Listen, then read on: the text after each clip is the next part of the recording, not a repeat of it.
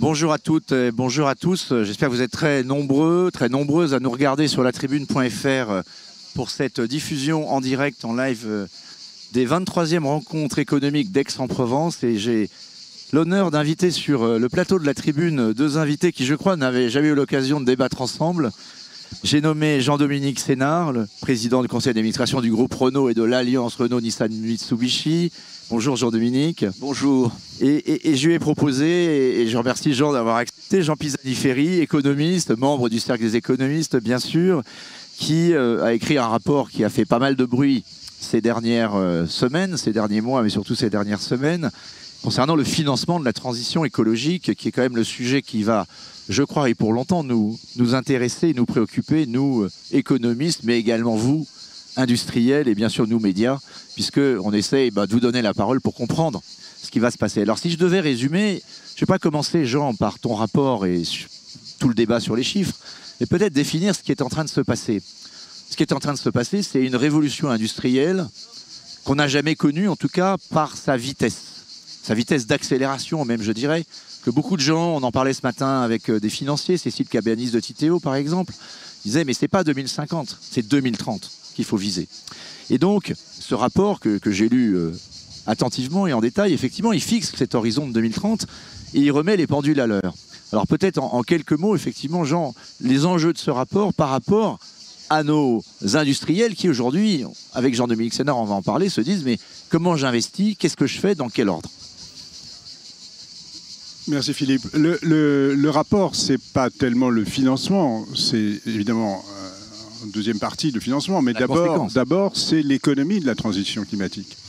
Et au fond, le point de départ, c'est une question sur le fait qu'on n'avait pas de bonne économie parce qu'on considérait toujours que c'était un sujet pour le long terme.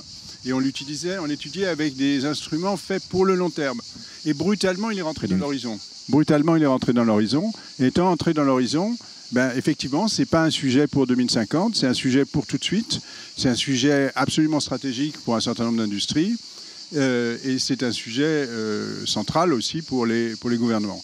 Donc, c'est ça qui s'est passé et c'est ça qu'on a essayé d'étudier dans ce rapport. Alors, si on veut donner évidemment quelques clés par rapport à ce qui représente l'enjeu pour le secteur privé. Cette nouvelle économie de la transition, et si on regarde notamment l'industrie automobile, comment est-ce que vous l'adressez dans le rapport? Comment vous l'avez regardé, Jean? Pardon, Jean. Oui.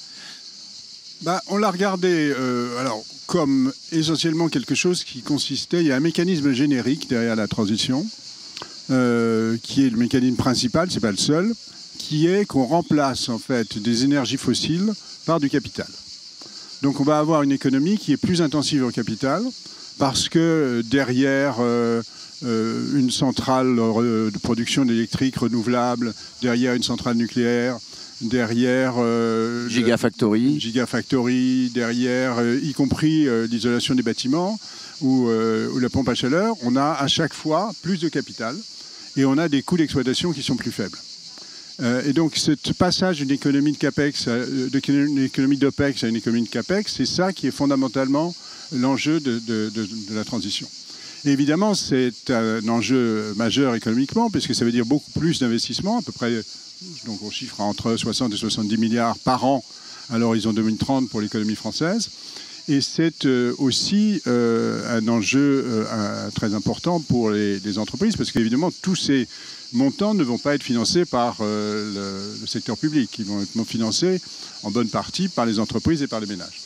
Alors Jean-Dominique Sénard, par rapport à ce cadrage qui est donné par Jean Pisani-Ferry, oui. Qu'est-ce que vous voyez sur la mécanique, si j'allais dire, de cette transition pour l'industrie que vous représentez, pour Renault en particulier? Quelles sont les grandes étapes que, finalement, il faut tout reconstruire? Oui, alors c'est un peu une révolution, on l'a dit, elle est d'ailleurs multiple et cumulative. Alors c'est ça qui est bien, on a le droit, si vous voulez, à toute une série d'évolutions à la fois technologiques et j'allais dire sociales qui aujourd'hui pèsent lourd sur notre industrie. Je retrouve beaucoup de choses dans ce que dit M. Pisani-Ferry, de juste, hein, il n'y a pas de sujet. La transformation que vous évoquez est tout à fait extraordinaire. Simplement, nous, comme industriels, on est obligés de considérer les étapes, si vous voulez.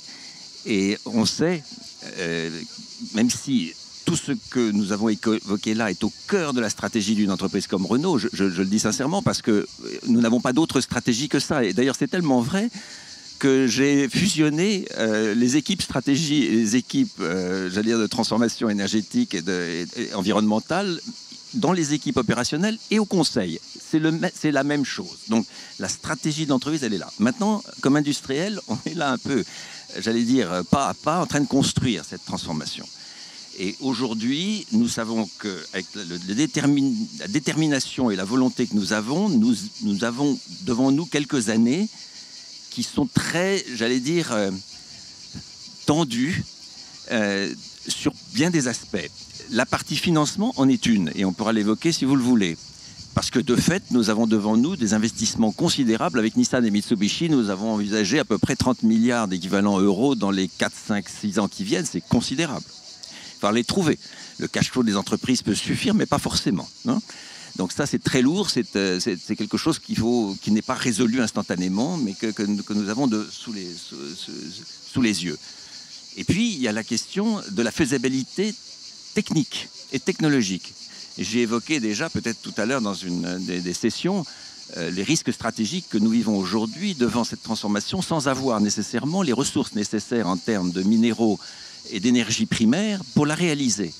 Monsieur Pisani-Ferry, vous le savez vous-même, les chiffres français sur la question de l'énergie et de la disponibilité de l'énergie dans 30 ans... D'une énergie décarbonée, décarbonée bien entendu, sert à rien, sont assez vertigineux. En un mot, on peut le dire, il est prévu en France, on a les chiffres officiels du gouvernement français, de passer de 1700 TWh de consommation d'énergie globale à 1100 à peu près en 2050. Ça fait une réduction de 40%, avec une croissance qui quand même ne devrait pas être nulle. C'est quand même déjà une performance. Et à l'intérieur des 1000 qui resteraient, l'énergie secondaire, c'est-à-dire électrique, passerait de 470 TWh à 580, ce qui veut dire au passage la construction de 24 EPR, de multiplier par 2 les éoliennes maritimes et terrestres actuelles et de 200% le solaire, sans parler de l'hydroélectrique qui lui sera probablement stable. Et j'ajoute qu'il faut rajouter le prolongement de vie des centrales nucléaires actuelles pendant encore je ne sais combien de dizaines d'années. Je vous dirais franchement qu'en termes de vertige, c'est quand même gratiné, si je peux me permettre l'expression. Comment on fait? Voilà, la première chose. Et la seconde, c'est bien entendu la disposition des matériaux nécessaires, parce que nous pouvons être très heureux d'avoir des usines de batteries installées en Europe, dans le nord de la France, comme nous le faisons nous chez Renault, puisqu'on en installe 2, une avec Verkor, une autre avec Envision. Mais qu'est-ce qui se passe si ces usines ne sont pas alimentées par les ressources nécessaires en matériaux raffinés, qui aujourd'hui sont pratiquement exclusivement je dirais, à disposition du monde asiatique, en particulier chinois. J'arrête là pour dire le vertige. Mais soyons réalistes, même si nous sommes très déterminés, même si nous nous lançons à fond, et Renault, vous le savez, on a décidé de faire de la France en plus, avec un pari formidable. Le centre de la valeur ajoutée du véhicule électrique, vraiment, c'est extraordinairement volontaire. Mais ça ne nous empêche pas d'être lucides et de se dire que notre sac à dos est assez rempli. Voilà, entre le financement et les ressources d'énergie abordables et les ressources de matériaux nécessaires, ça nous fait quelques sujets stratégiques dont je vous prie de croire, monsieur Pisani-Ferry, qu'ils sont d'une nature relativement solide. Voilà. Alors, Jean, peut-être justement par rapport à ce que vient de dire Jean-Dominique Sénard, est-ce que dans le rapport, vous avez pris en compte ces problématiques de souveraineté, de chaîne de valeur et de disponibilité, finalement, de ce qui allait être nécessaire pour réussir Oui, on a pris ça tout à fait en compte. Notamment, la question qui se pose aujourd'hui, c'est celle de savoir, on entre dans un monde, c'est une transition brutale, rapide, et c'est une transition qui n'a pas été vraiment préparée. Donc, ça veut dire qu'on va avoir des surprises, on va avoir des bonnes et des mauvaises surprises, inévitablement. Et donc, on va avoir une période d'instabilité, qui portera notamment sur les matériaux critiques, qui portera sur l'énergie. La transition d'un système énergétique à un autre, ce n'est pas quelque chose qui se fait sans heurts. Et donc il faut, effectivement, du point de vue des entreprises, je pense qu'il faut être prêt à beaucoup de choses. C'est-à-dire il va falloir beaucoup d'agilité. Il va falloir beaucoup d'agilité. Alors, il y a une question que j'ai envie de poser qui est... vous avez parlé de différents risques, mais vous n'avez pas parlé de risques politiques. Or, le risque politique aujourd'hui, on commence à le voir monter en Europe. C'est-à-dire qu'on a eu 5 ans pendant lesquels la Commission européenne, l'Union européenne ont fixé le cap, ont essentiellement sauvé l'accord de Paris, en se mettant derrière, en le traduisant en un certain nombre d'objectifs concrets. On a une législation à laquelle il manque pas un bouton de guêtre, mais la question de la mise en œuvre, c'est une question qui va être très difficile. On entre dans le dur. Et on entre dans le dur dans une situation dans laquelle, politiquement, il y a un certain nombre de partis, de courants qui commencent à avoir des doutes, qui voudraient ralentir, qui veulent éventuellement attendre que d'autres avancent, etc. Donc la question que j'ai envie de vous poser, c'est est-ce que vous considérez aujourd'hui que du point de vue des entreprises, on est dans une situation dans laquelle, au fond, la transformation est autoportante, il n'y a pas d'alternative, il n'y a pas de choix stratégique qui pourrait être autre, et donc vous pouvez continuer même si du côté des gouvernements le soutien n'est plus, ou l'impulsion n'est plus la même, ou bien est-ce que vous avez encore du risque politique ? Alors, merci de ce point. Juste un aspect que vous avez évoqué, vous avez dit que ça n'a pas été préparé. Ce qui, de mon point de vue, je trouve, est un déficit, j'allais dire, d'analyse a priori qui relevait aussi du monde politique qui n'a pas été fait. Il faut le regretter.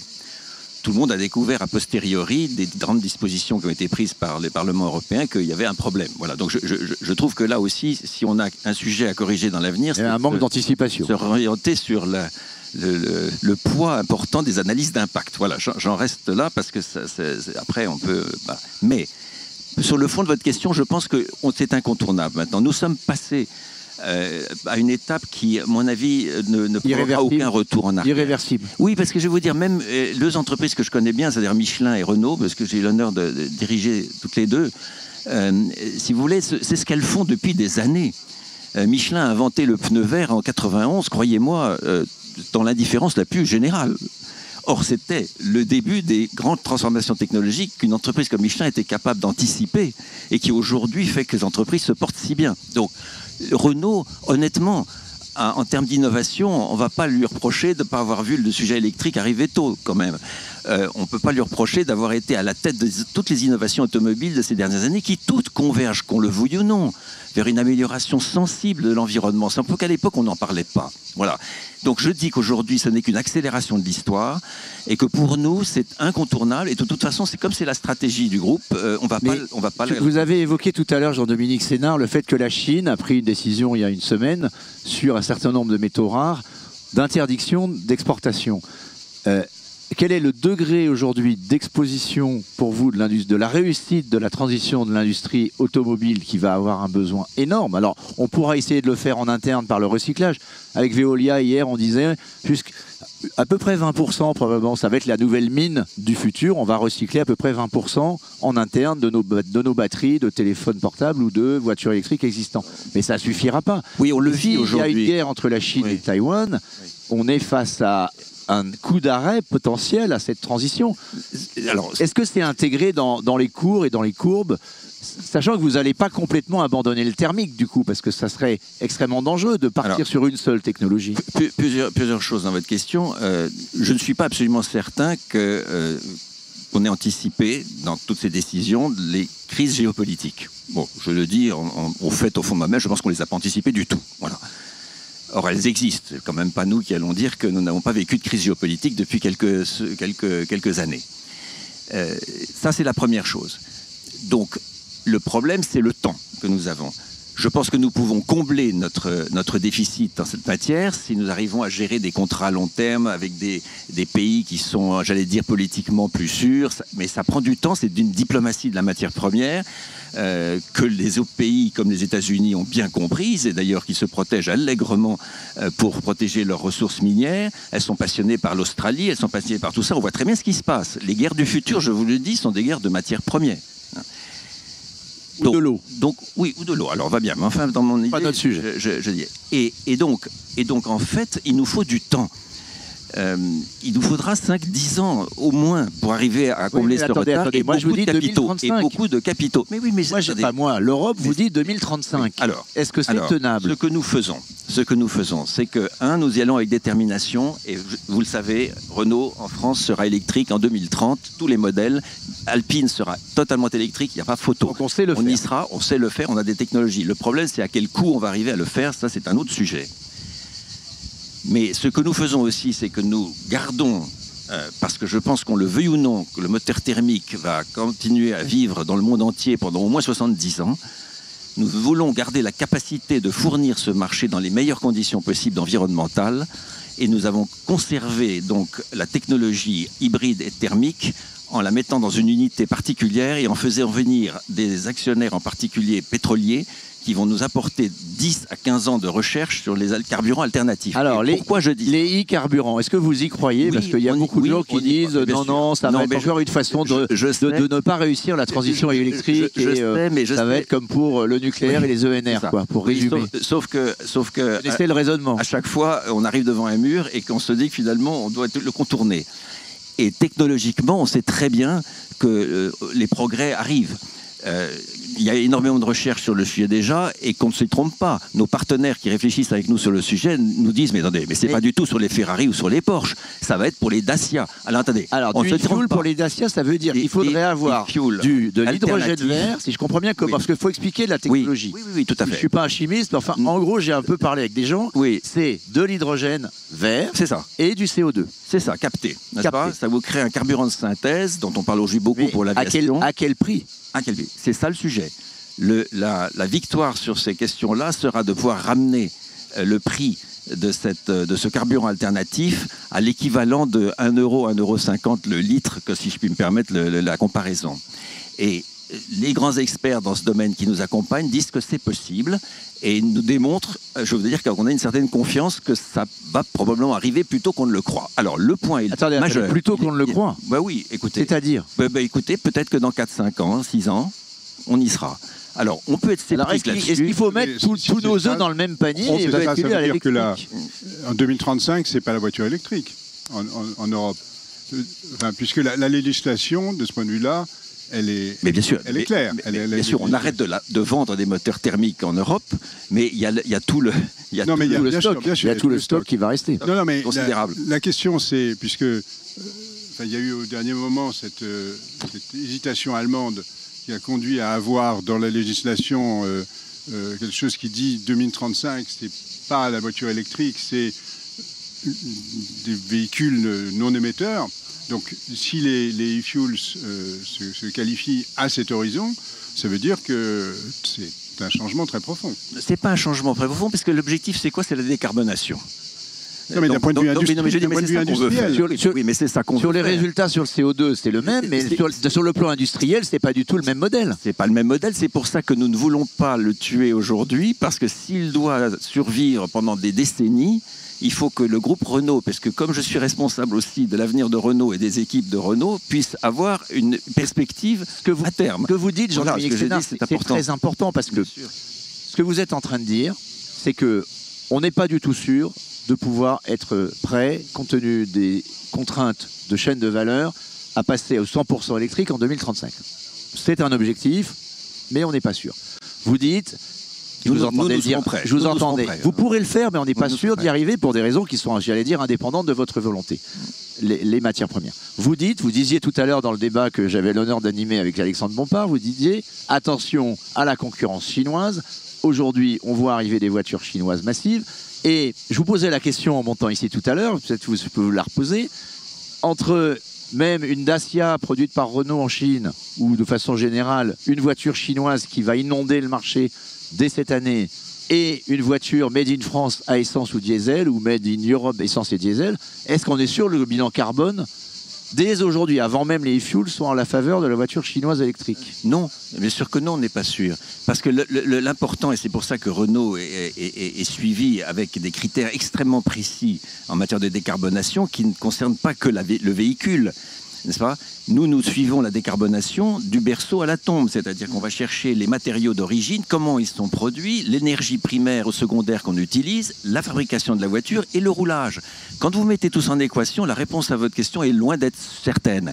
Attendez, moi quand je vous écoute, il suffit que l'énergie utilisée en Chine soit à base de charbon, et vous avez compris que c'est probablement le cas. Équation, elle est catastrophique. Elle est juste pas bonne, voilà. Oui, bah alors moi, si je vous écoute, je renonce pas à ma voiture. J'ai ma voiture thermique pour combien de temps? Une voiture aujourd'hui moderne, ça dure 10 ans, 15 ans. En plus, on roule un peu moins qu'avant. Les mobilités ont beaucoup changé. Ça peut durer très longtemps. L'exemple de Cuba nous le montre. Mais moi, j'ai une question. Si je suis votre raisonnement, donc si vous me dites essentiellement une voiture à moteur thermique alimentée par des e-fuels, en capital, en investissement, ça coûte moins cher qu'une voiture électrique.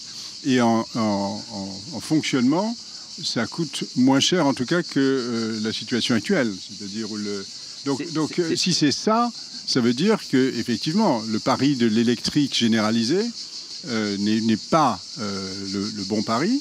Est-ce que c'est ça que vous êtes en train de nous dire? Et que je ne parle pas simplement des pays émergents et des pays en développement, je parle aussi des économies avancées. Ouais. Mon point est le suivant, Monsieur Pisani-Ferry, c'est de dire que, comme industriel, moi, l'équipe de Renault, on est obligé de prévoir l'avenir avec quelques alternatives, parce que lorsque l'on part dans une seule direction, sans être certain de pouvoir l'achever, il faut qu'on prévoie des alternatives. Il s'agit de l'avenir quand même de nos entreprises, n'est-ce pas, dans cette histoire-là. Mon point est le suivant, c'est que si nous avons quelques doutes sur la possibilité d'avoir toute l'énergie nécessaire, abordable et j'allais dire en quantité, si nous avons quelques doutes sur les matériaux dont je viens de parler, si nous avons quelques doutes sur les risques de crise géopolitique qui risquent de nous empêcher d'aller à ce rythme, il est de notre responsabilité de faire attention aux salariés du groupe Renault et à son environnement, pour parler en termes généraux. Et aux consommateurs, qui vont acheter les voitures. C'est finalement, fondamentalement, pour ça que nous sommes là. Et donc je dis simplement que notre devoir, c'est de préparer des alternatives. Et vous avez noté que je ne suis pas sûr de pouvoir vous dire ça sera comme ça dans 5 ans.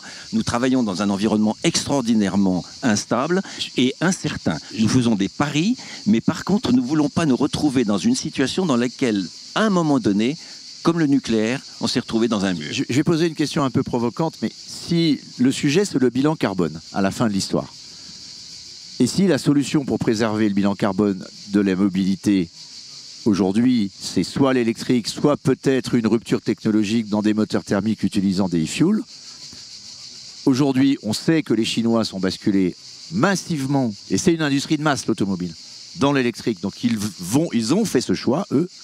Est-ce que nous, on a intérêt à les suivre sur ce terrain en n'étant pas certain d'être compétitifs?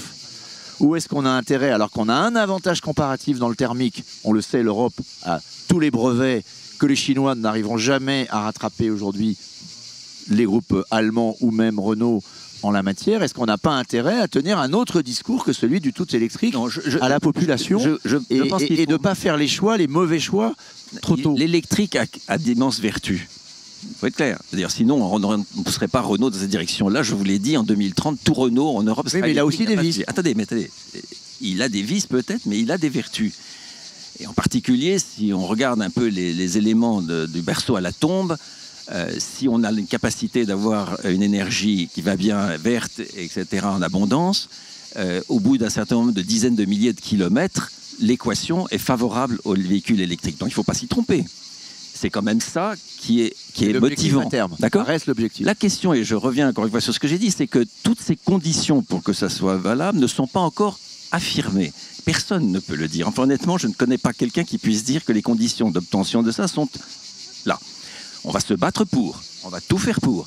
Mais je dis que notre devoir d'industriel, qui a la responsabilité de personne, qui a la responsabilité de client, de consommateur, est de faire attention à ce que si d'aventure quelque chose arrivait qui fait que ça ne serait pas possible dans les délais, on ait au moins une alternative. C'est pour ça d'ailleurs qu'on travaille chez Renault sur la pile à combustible, dans l'hydrogène, et faire en sorte qu'on soit capable de fournir non seulement l'hydrogène vert, mais en plus les piles à combustible et les stations de recharge et les véhicules au passage. On est en train de le faire. Il y aura, à mon avis, dans l'avenir, je peux me tromper, Monsieur Pisani-Ferry, je peux me tromper, mais il y aura peut-être en 2035, je ne serai peut-être pas là pour le voir, je ne sais pas, mais il y a peut-être 2 ou 3 voies de décarbonation de la mobilité dans nos pays. Et si c'est ça, est-ce que c'est grave, docteur? Je ne crois pas. Ah, mais je ne pense pas du tout que ce soit grave si c'est ça. Je dis d'abord, je ne comprends pas du coup votre raisonnement de dire Renault sera complètement électrique pour tout ce qui est le marché européen, parce que s'il y a une technologie qui permet effectivement d'avoir un même bilan carbone pour un coût d'investissement plus faible, ben, pourquoi pas? Et deuxièmement, je pense que, si vous voulez, la question de la manière dont les industriels se positionnent par rapport au gouvernement, elle doit être examinée dans cette lumière, quoi. C'est ce qu'on fait en fait. D'ailleurs, on a un dialogue très très ouvert avec le gouvernement français, en dire sur ces sujets-là, qui sont très conscients de ce sujet-là. Alors là, aucun problème. L'évolution dont je vous parlais tout à l'heure, elle est validée par notre conseil d'administration, dans lequel vous savez que l'État est représenté. Et il n'y a aucun sujet. Dans ce cas, merci de toutes ces explications. On a encore 5 minutes. Je voudrais terminer la discussion avec Jean et Jean-Dominique sur la question sociale qui est posée par la transition écologique, puisque si on lit bien votre rapport, au-delà de la question du financement, ce que tu dis, Jean, c'est que la transition écologique doit être juste et elle pose un problème de justice sociale. C'est vrai pour acheter des voitures. Si je résume ce qui va être fait, si on demande à un ménage de 2 enfants d'acheter une voiture électrique, voire 2 sinon en ruralité, d'avoir renoncé à sa chaudière à fuel, bien sûr, mais demain à gaz et avoir une pompe à chaleur, on n'est pas loin d'une année, voire 1 année et demie de revenus de ce ménage d'investissement. On est sur 2 fois une année. 2 fois une année, c'est les calculs que vous donnez. Donc 2 années d'investissement, de revenus d'investissement. Évidemment. Pour la classe moyenne, hein, pas pour les ménages du bas de la distribution des revenus. Pour les ménages modestes, c'est 2 ans, c'est 4 ans. Face à cette équation, le rapport évoque plusieurs pistes. De la dette publique avec des subventions d'État. C'est le choix qui est fait par notamment les Américains avec l'IRA, avec une vraie logique en plus de transition de leur industrie et de verdissement de leur industrie. Ils rattrapent au travers de ce choix leur retard. Nous, on a l'impression en France, on a le rapport de Pisani-Ferry, il est sur la table depuis 1 mois. On ne sait pas très bien si on doit choisir la dette publique, si on doit choisir ce qui a été proposé, un financement de type impôt. On ne va pas l'appeler ISF vert, mais un impôt sur le patrimoine en une fois pour faire contribuer les ménages les plus aisés à ces transferts. Qu'est-ce qu'on attend? Parce que ça arrive très très vite. Est-ce que ce sujet n'est pas incontournable et doit pas être un préalable à la transition? Quand Renault va venir vendre ses voitures électriques ou autres demain, elles sont de toute façon plus chères avec l'inflation, les matières premières. Les ménages à qui on dit il faut décarboner, les ZFE, etc., ils ne vont pas attendre 10 ans qu'on réponde à cette équation qui est posée dans ton rapport. Je réponds d'abord en méthode. En méthode, c'est clair que la transition nécessitera une contribution publique, un engagement public substantiel. Il y a une chose que tu n'as pas citée, qui est le montant des investissements pour rénover les bâtiments. C'est 10 milliards par an pour l'ensemble des administrations publiques. Voilà. C'est considérable. Donc il y a ça, et puis ensuite il y a les ménages, laissons de côté les entreprises. Il y a les ménages qu'il faut aider à faire cette transition. C'est-à-dire qu'on ne peut pas mettre les gens devant des choix, des équations sans solution. Alors disons, vous n'avez pas le droit d'acheter une chaudière au gaz, au fuel, vous devez la changer, mais on ne vous aide pas. Donc ça, c'est ce qui a été fait en Allemagne, et on a vu la catastrophe politique que ça a provoqué, c'est-à-dire d'avoir des injonctions... La révolte des chaudières. La révolte des chaudières. Donc, et ce n'est pas le premier cas. C'est-à-dire il y a de multiples cas, donc il faut accompagner. Et donc tout ça, ça coûte, disons, une 30aine de milliards par an en argent public. Et cet argent public, il faut le trouver, alors soit évidemment en restructurant la dépense publique, ça évidemment c'est la première des solutions, en particulier les dépenses publiques brunes, et puis ensuite il y a la dette et les prélèvements. Donc moi ce que j'ai entendu jusqu'à présent, c'est pas de dette, pas de prélèvement. Très bien, mais il faut un plan de financement.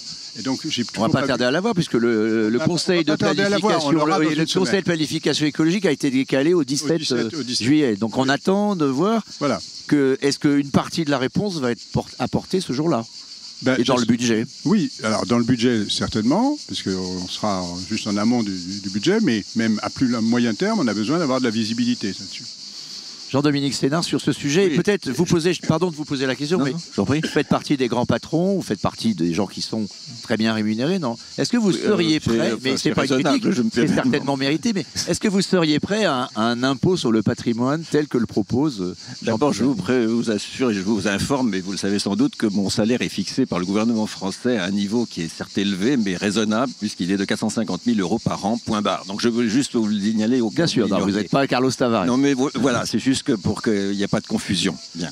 Mais néanmoins, est-ce que vous seriez prêt? Mais sur le sujet fondamental dont vous venez de parler, les ressources nécessaires sont considérables. J'ai déjà dit des chiffres, très bien.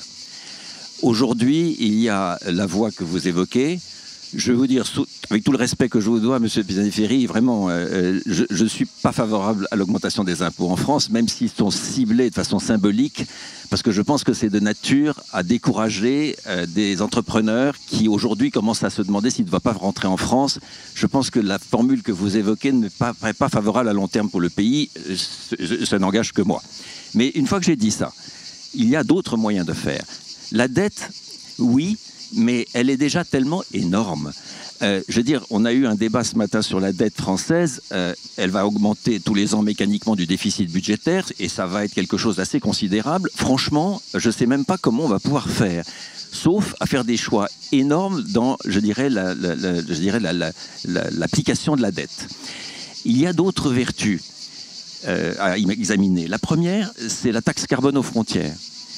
Je pense que si une taxe carbone aux frontières intelligente était mise en œuvre, on résoudrait une grande partie de l'équation des ressources nécessaires. Aujourd'hui, la taxe carbone qui est prévue aux frontières de l'Europe n'est pas bonne, car si elle est mise en œuvre, puisqu'elle ne concerne que quelques métaux importants, dont l'aluminium et l'acier, dont nous importons en Europe entre 25 et 35% de nos besoins, eh bien nous allons dans un mur, parce que ça veut dire que l'industrie automobile qui l'utilise va voir ses coûts augmenter, et donc c'est complètement contraire à la recherche de compétitivité que nous voulons. Si en revanche cette taxe carbone est transformée et qu'elle vise les objets finaux, c'est vrai, j'allais dire, dans tous les domaines de l'économie, y compris dans l'habitation, mais dans l'automobile, c'est impressionnant. Si on peut, et on peut le faire grâce au digital, viser le produit fini, à ce moment-là, cette taxe carbone est très vertueuse. Je suis pour l'augmentation de cette taxe parce que je pense qu'à ce moment-là, plutôt que pour l'impôt sur le patrimoine. À ce moment-là, elle protégera nos emplois, elle protégera notre industrie et en même temps, elle financera de façon vertueuse la transformation de M. Pisani, je dirais, se réclame comme moi. Donc il y a ça. Et puis pardonnez-moi d'en terminer sur ce sujet, c'est qu'il faut réorienter l'épargne privée vers la transition énergétique. Vous le dites fort bien, je suis totalement d'accord. Le problème que nous avons dans cette histoire-là, c'est qu'il y a aujourd'hui un effet d'éviction qui fait que l'épargne française, qui est considérable, près de 5,7 milliards d'euros, comment dirais-je, est orientée pour l'essentiel sur le financement de la dette à travers l'assurance vie et les comptes d'épargne réglementés. Et là, tant qu'on aura cet effet d'éviction, on va avoir des problèmes pour le faire. Jean, 2 minutes pour conclure sur ce point. Oui, sur 2 points. D'abord sur la question du prélèvement que je propose. Bon, ce que je propose, ce n'est pas un prélèvement permanent, c'est un prélèvement. Je crois que la transition écologique, c'est une occasion exceptionnelle de dire on a un problème délimité dans le temps, c'est un financement d'une transition, eh bien on fait un prélèvement en une fois, non récurrent, sur le patrimoine financier des 10% les plus aisés. Bon. Je suis d'accord sur le fait que c'est un signal qui peut être ambigu, mais je pense que si on le fait de manière crédible, on n'a pas d'effet sur les comportements, et en particulier, on n'a pas d'effet sur les comportements d'investissement, puisque, en gros, on taxe le passé, on ne taxe pas le. C'est pas une façon de taxer l'épargne en réalité, parce que c'est quand même là que c'est une façon les plus aisés que l'épargne est la plus aisée. C'est une façon de taxer l'épargne, oui, bien sûr, mais pas de manière permanente. C'est simplement de le faire sur une année, avec évidemment ensuite des modalités de règlement qui permettent de s'acquitter de cette dette sur une durée. Et pour rappeler les chiffres que tu proposes dans l'impôt, c'est 5%, c'est ça? C'est 5%, voilà, le chiffre illustratif, c'est 5% du patrimoine financier, évidemment pas du patrimoine immobilier, puisqu'il est déjà soumis à l'impôt, et puis en plus, il est sujet à des investissements de rénovation. Sur le patrimoine financier des 10% les plus aisés. Bon, je ne citerai pas ici la façon dont ça a été commenté en Premier ministre en Conseil des ministres par Emmanuel Macron, mais il semblerait que pour le moment, ce ne soit pas vraiment son idée. Oui, mais alors, juste un mot sur la taxe carbone aux frontières. Je suis d'accord avec vous, l'idéal ce serait d'avoir une taxe carbone aux frontières, enfin une fiscalité carbone qui soit beaucoup plus sophistiquée et qui se fonde sur le contenu carbone des différents produits et le prix du carbone dans les différentes économies.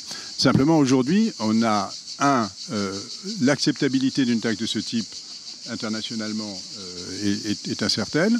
Le mécanisme d'ajustement carbone aux frontières, c'est un pas dans cette direction, mais ce ne porte que sur certains produits, et à court terme, ça n'aura pas de rendement.